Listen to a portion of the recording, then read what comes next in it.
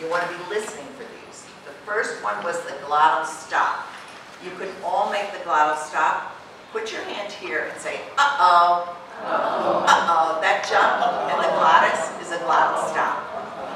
So when now go, can you feel that bump here in your glottis? That's a glottal stop. So, yeah, and if you lose it, just go, uh-oh, and you'll get it back. Right here, glottal stop. So now I want you to say, pa, pa, pa, with a glottal stop. Ready? How about P, P, P with the glottal stop? E, E, E, E, E. Very, very nice. How about sa, sa, sa with the glottal stop? Sounds just like the pa, pa, pa, right? Let's do the pa, pa, pa. Good. So the place of articulation for those, the sa and the pa, when they're doing the glottal stop is right here in the glottis. And what it is the vocal folds are closing, the air builds up here, and then it pops open. It's just like the pa, but the pa is made behind the lips close, and then the air pops out. Pa, pa. Yeah. Why sounds so vocal stop and not glottal fricative? Why might they use a glottal stop instead of a pharyngeal fricative, you're saying? No. Why not glottal fricative? How do you make a glottal fricative? Because sa is... You can't make a glottal fricative. Because sa is a fricative. Yeah. Oh, but you'll hear it all the time. Yeah. There's no way to make your vocal folds fricative. Oh. Right? That's why sometimes you hear the pharyngeal fricative, which is the sa, sa, sa, ha, ha, ha. So it's a longer sound, like this. The question is asking that I think since it's a fricative, why did they call it a glottal fricative and they call it a glottal stop? Is that what your question is? But, Because it's a stop, because it has the characteristics of a stop. Now the S is a continuant and a fricative, so you might expect it to be a nasal fricative or a pharyngeal fricative, but you will see and hear many children that almost all their errors are glottal stops, whether they're actual stops like the pa, pa, ta, ta, ka, ga, or they're continuants like the sh and the s and the they can just be also a glottal stop. Yeah, that's why, because that's what you're likely to hear is those glottal stops. Now but you're right, you're not likely, though I did. There are kids definitely who use pharyngeal fricatives for stops. There's a little girl, she would say puppy, puppy, puppy. She'd make pharyngeal fricatives, even though it wasn't a fricative. So there's sort of no, and sometimes people make sounds that you've never heard before. There's a woman in Nigeria, they don't have any clicks in their language, but for the ta, she makes a click, she does. So top is, or say, tom is tom, is how she says it. So it's just one way of having that kind of a explosion that she does through a little click that she does. So when you're listening to the children, you're going to be listening for what kind of sounds they're making, right? So just as Duncan, what sound am I making? Pa, pa, pa. What sound is that? That's your glottal stop, right? Now, do another sound. Yeah. T, T, T. It. What sound is that? That's your glottal stop. Okay. C, C, C. It. What's that? Glottal stop. Everything is being made so far in the glottis. Now here's another sound, which is a nasal fricative. When I use my nose, pushing air through my nose to create a sound that sounds like a fricative, for example. So go ahead with the fricatives. Sa, sa, sa. Sa. And I want you to all make this a hard one for people. What you're doing is all the air is coming through the nose. So I'm intentionally creating that sound through the nose. It gets a little messy. I know if you have a cold or allergies, it's not the most fun thing to do. But you're going to be hearing kids making this sound. I want everybody to try that. Good. I'm glad everybody's working on it. Eunice, can you do it? Good. So you're going to be listening for air coming through the nose. We'll talk about, there's another kind of air coming through the nose, but we won't get to that. What's the next one? Next error. So give me, it's the S. Yeah. Just say sa. So now you're going to hear a pharyngeal fricative. Ha, ha, ha. How can you try to make that? Basically, your tongue is rapidly hitting the posterior pharyngeal wall.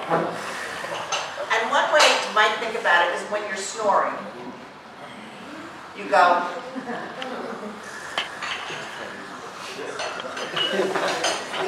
Taking it in is not a pharyngeal fricative. The blowing it out with that is a pharyngeal fricative. So, can you guys all try that? See if you can make it.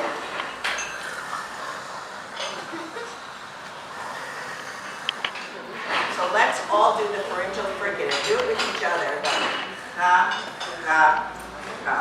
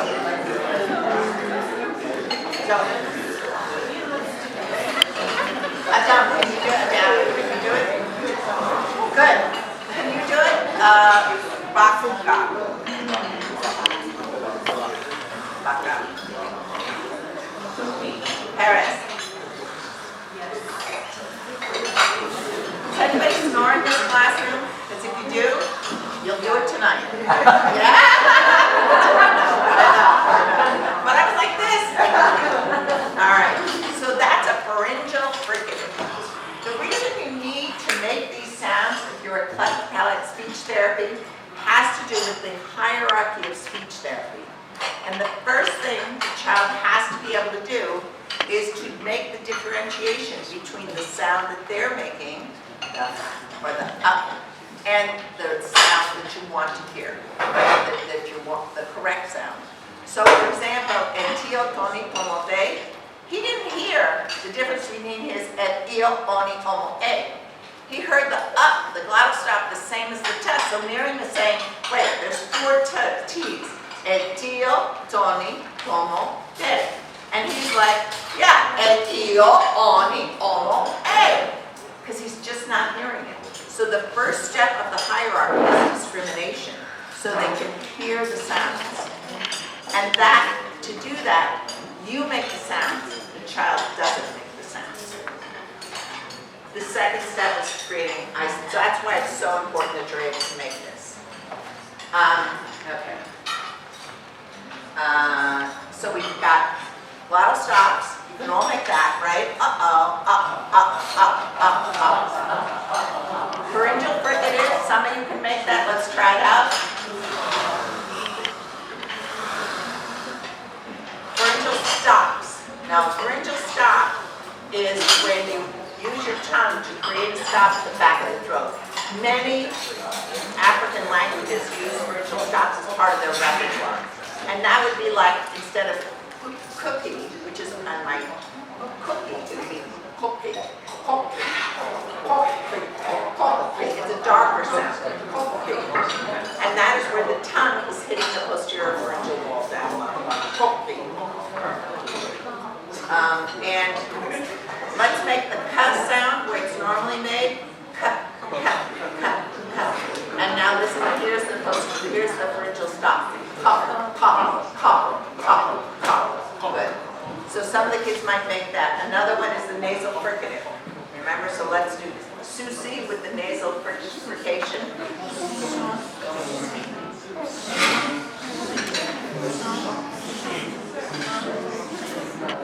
Now let's do something that happens so often with kids with cleft palate when they see a speech therapist or a teacher who doesn't know about cleft speech therapy. So they'll be making for puppy, they'll be making uppy, uppy, uppy. And the speech therapist who doesn't know cleft, or which happens all the time in the US, or the teacher who doesn't know the cleft, or the parent who doesn't know cleft, they'll say, no, no, no. For this, the you put your lips together. So this is what they do. The kid's going puppy like this, puppy. The teacher says, put your lips together, so they say puppy, puppy. It's called co-articulation. They haven't changed the place of articulation from the glottis to the lips. All they've done is added lip closure.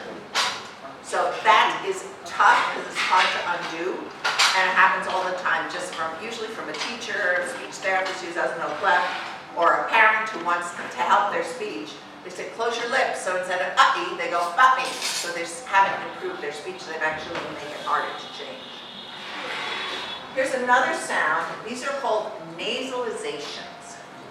Nasalizations. So we have nasal fricatives, which is where the air comes through the nose, pushing.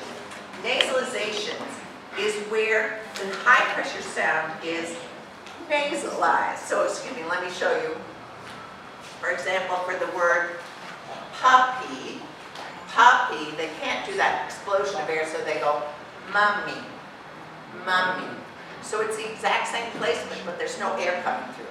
So puppy, now basically you're saying it like an M. Puppy with nasalization would be mummy, mummy. Baby with nasalization would be maybe, maybe.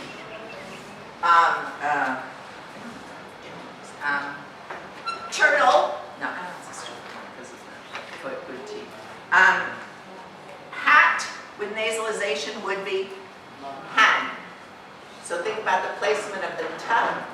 Tuh is behind your lips, so let's make it N. Same placement, so hat with nasalization would be hand, hand, hand. D with nasalization, daddy would be nanny, nanny. Okay. Cup with nasalization would be come, ga. So it would be that sound, like mango, mango. Let's see. Can't do my nasalization with these.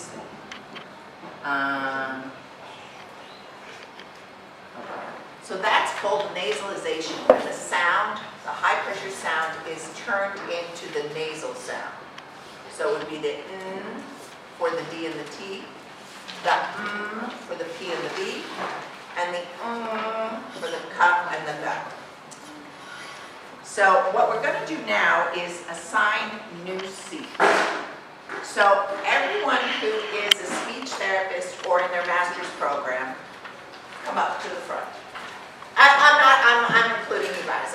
You're in the entry level for here. Master's is entry level in the US. Okay, so come up here.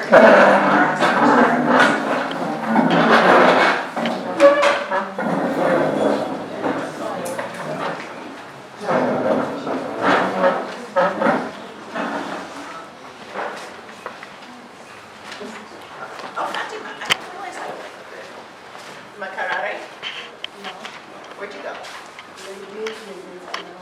In where? I know that. In Florida? Did I? Okay. You guys come here.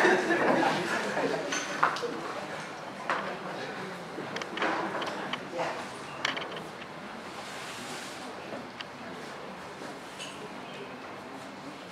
Where are they? I think that's a maybe. All right, so you guys, if I can get you to move. So Prasi and Noemi, if you can move back here, and then you guys can move right. Take Prasi's seat, and you can get Noemi's seat. Now we've got Tanzania group all together, right? Who's the Tanzania group? Tanzania, and you as well? Rwanda. Oh, okay, good. All right. I think, so what I'd like to do is, if you can switch with Sabine. If you can switch with Sabine, if we could put you, yeah, if you can switch with Sabine. If Sid, if you can go back and next to Prasi. Nancy, if you can, these two. And then if you guys can go sit back, please sit back at the table. Okay, which one? And we need one of the Amandas here and one of the Nancy's here. Oh, how did I forget you? And then we're going to put, let's put you and Brandon together in the back. Okay? All right, so if you look to your, do you have a partner, does everybody have a partner who's has an SLT or has SLT training next to you? If you're not, if you don't have SLT training. The other thing I want you all to do is, if you're SLT trained, could you just mark your card so I know that we start like this? That's going to help me. And then I'll know the ones who don't have the star. You're an SLT trained? Nurse. Okay, that's good. And so, yeah, just put this in. Okay. So now we're going to, you're going to be working. Do you guys know each other well enough? Yeah? Okay. So what I'd like you to do is get your phone out and look in your partner's mouth. Have them do look for any holes, look for any interesting ways that they can closure. And then see, I'm almost certain that someone in this group is going to have something interesting about that velopharyngeal closure. All right?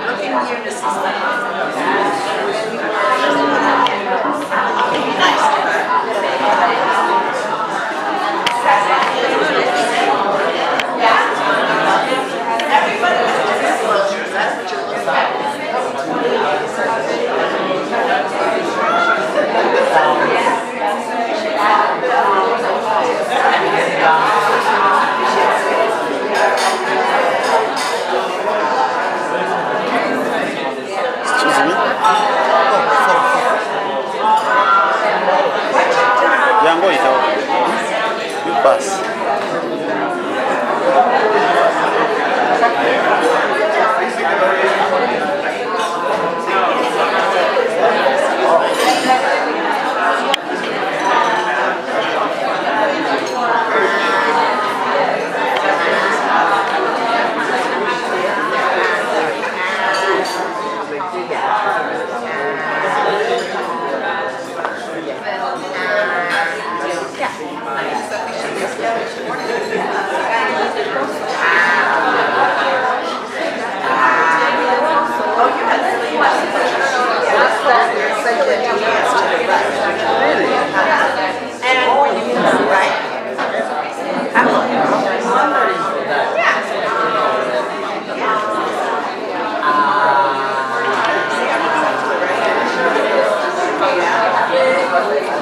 Let people see this. Have a look at his uvula. Adam is one of the prizes.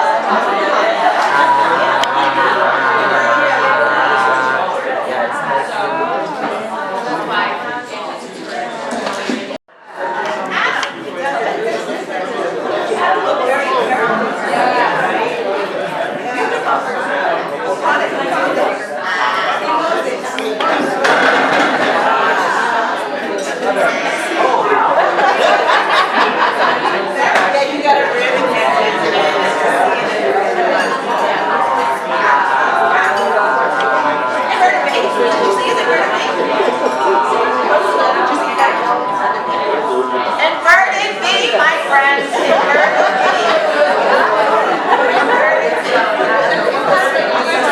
Everybody have a look. Someone has a feeler that deviates to the right.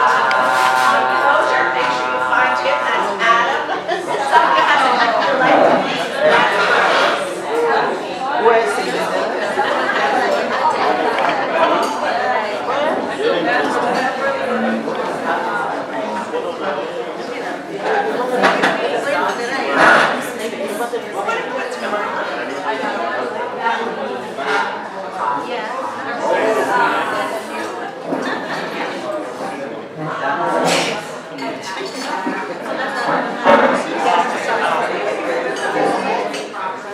There's no research on that.